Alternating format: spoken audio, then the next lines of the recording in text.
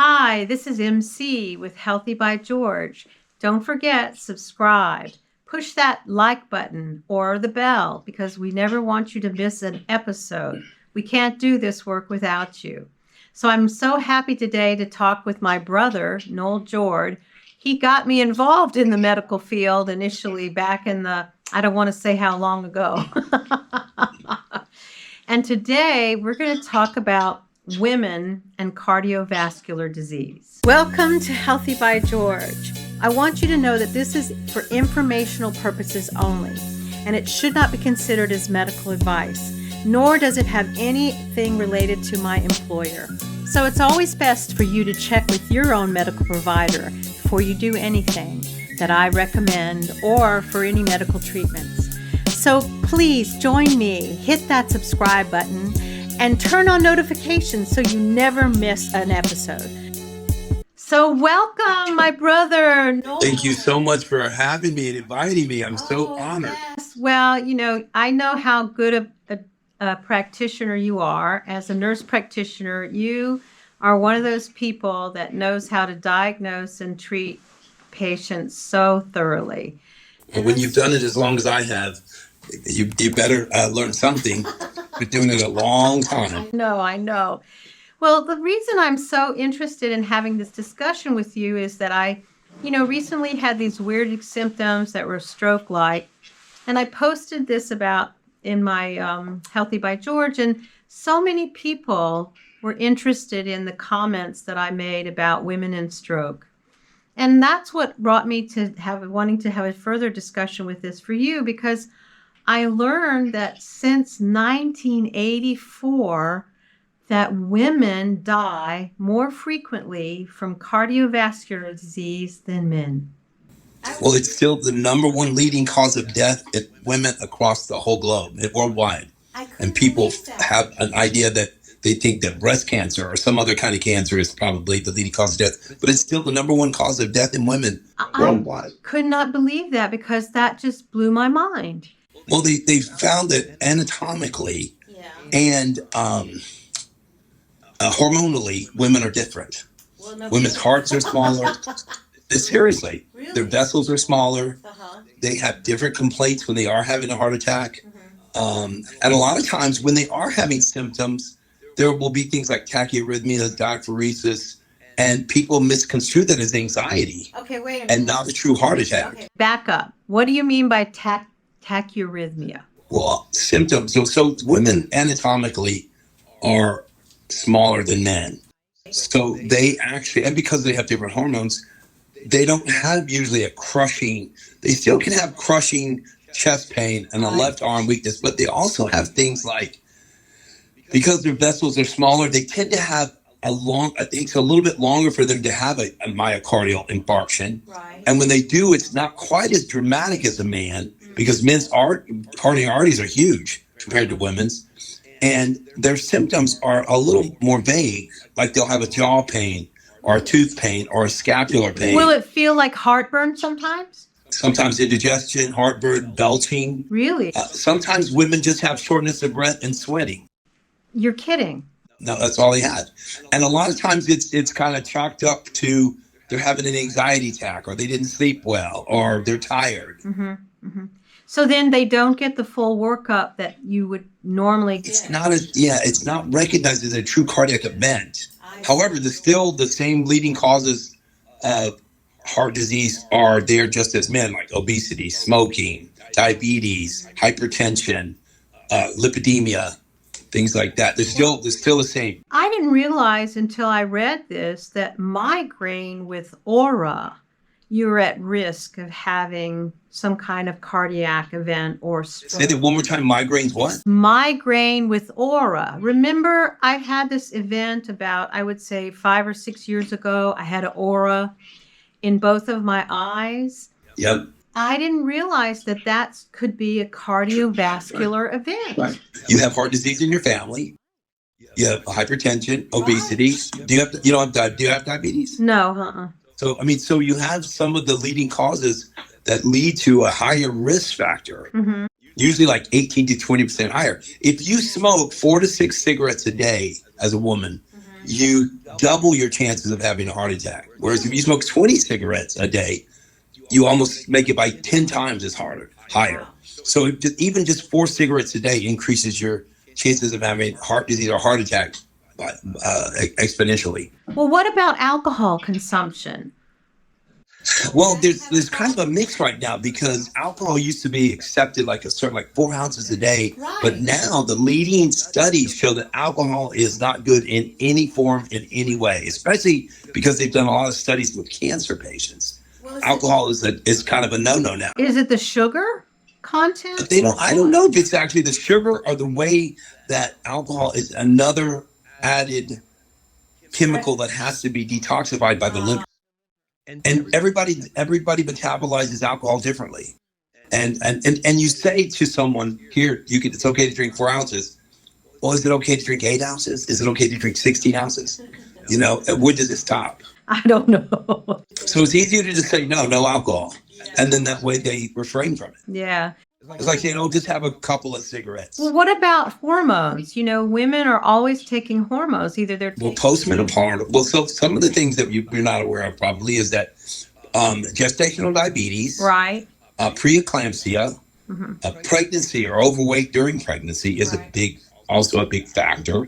Plus, postmenopausal hormones can actually change the way a person metabolizes fats.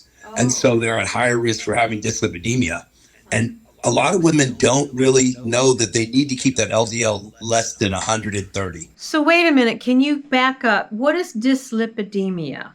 It just means your cholesterol and your fats in your system. Remember, the LDL is the sticky fat. And a lot of times the macrophages actually attack it, cause an inflammation in the arterial lining.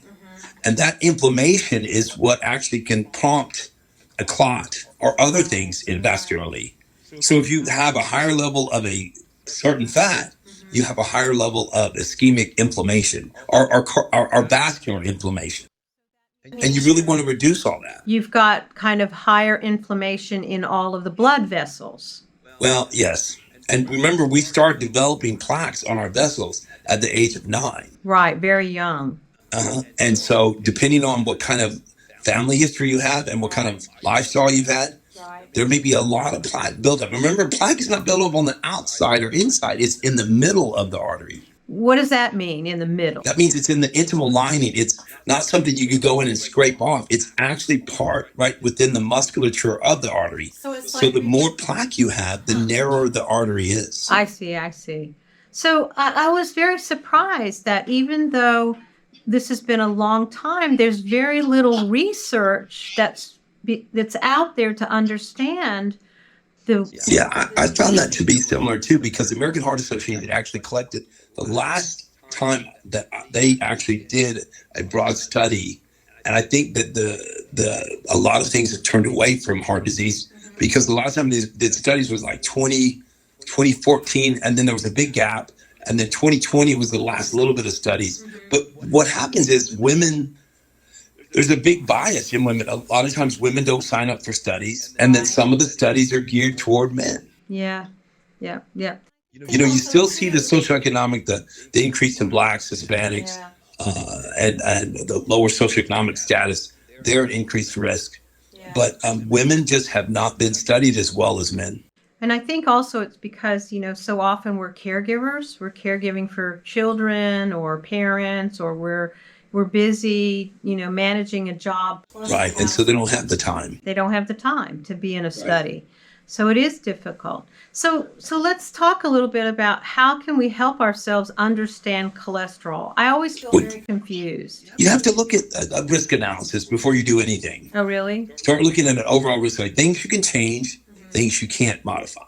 Some of the things you can't modify are your family risk. You can't change your genetic makeup. Right. Okay? You can't change whether or not your family had heart disease or not. However, you can change your weight. Right. You can change your blood pressure. Yep. You can change your cholesterol levels. You can maintain or keep a good blood sugar level. You can increase your exercise and cardiovascular stamina ability. Right. Those are all great Modifiable risk factors. Ways to do something about your risk factors. Yeah. I know for me, I'm doing it slowly by losing my weight. Right. Really working on becoming more active and working on lifting weights so that I can get more muscle and less fat. Well, the other thing too is you have to do a risk assessment, and there's tons of formulas to look at stratified risk assessment on what your risk as an individual would be when you plug in the data. I'm I'm X age, I weigh this much, I have high blood pressure, diabetes, I have heart disease. So you have to look at all the factors that you put in to the formula to determine what your risk factors are. And you'd be surprised how high a risk factor everyone is. I was shocked at me. And I don't smoke, I don't drink, my blood pressure is normal, my cholesterol is normal. I still have a high risk factor because my family history, and I'm male. Right. But that's weird because, women have more prevalence of heart disease than men. Isn't that weird? I think that's Because of obesity and because of the probably because of the myth, or just because of the belief system that women don't have to worry about cardiac disease because it was a men issue, a man's problem. What do you think chronic stress, what kind of role do you think chronic stress plays for women? Well, chronic stress actually changes a couple of things. One is it changes how much cortisol you make. It changes how much sleep a person gets, how much real true rest a person gets. And remember, you do need that rest time to heal. But stress actually stimulates an inflammatory response. The other thing, too, that people don't realize is that women are more likely to have autoimmune diseases like lupus. Rheumatoid arthritis are much greater in women. Fibromyalgia. These are all women's autoimmune disease. And those inflammatory diseases cause inflammation of the lumen of the artery as well. So that's a contributor. A contributing factor, yeah. You add obesity to it, stress, and you've got a horrible risk. It increases the risk factors exponentially. You wouldn't believe how much. That's why it's so important to get sleep. Yeah. Well, I have to tell you, this has been a really awesome experience for me to heighten my own understanding of cardiovascular disease and how I've had a couple of episodes myself. Well, I think too, Mary Catherine, is we're not aware of it. I think what happens is we keep tucking it under the carpet and not either wanting to talk about it, but you really need to do a cardiac risk assessment by the time you're 40 and see, where am I at? And then change your lifestyle. Incorporate exercise every day. Oh, yeah. Every day, even if it's just walking 10,000 steps. The research about movement is just through the roof. So, unbelievable. Yeah, I mean, I still can't get over how it not only helps you with your heart health, it helps you with your brain health. You know what they say now? If you can do 10,000 steps, you can do 15,000 steps. So that means that don't stop at 10,000. Keep going. The capacity. Right, exactly. If you're doing 10,000 easily, you should be doing 15. So, the latest studies show that don't stop at a certain level. If you can do 10,000 easily, go to 15. We have patients that walk every day, 3 miles a day, every day. And so I ask them, why aren't you doing 3.5? And you know what happens is they get complacent in it. They say, oh, I didn't think about that. Well, I think, too, we also think that it's okay to get to a certain level and not keep moving because we realize that as we get older, we don't realize that we still are losing muscle mass. We're still, our muscles are aging, our organs are aging. Right. Our heart is aging. Remember that. It's a muscle. And the other thing, too, is your diet is so important. We eat a lot of animal protein in America. I know. But it's very controversial about our diet. That's a whole nother conversation. Well, I can't thank you enough for helping me. Thank you for having me. And we're going to have you more often because I think Great. We want to talk about sleep hygiene. Oh, that sounds great. We're going to do that in our next episode. And so I thank you so much for joining us. Thank you for having me. Join us again, all of you, those who want to subscribe. Come back here every Sunday and Thursday. Click that like button and subscribe. And we hope that you'll ask questions and see us here again. Bye-bye. It's good seeing you. Good to see you too. So thank you so much for joining me at Healthy by George. I hope you found the information inspiring and that it encourages you on your wellness journey. Because remember, your body, your well-being are a most precious gift. and every tiny action taken daily can make a huge difference.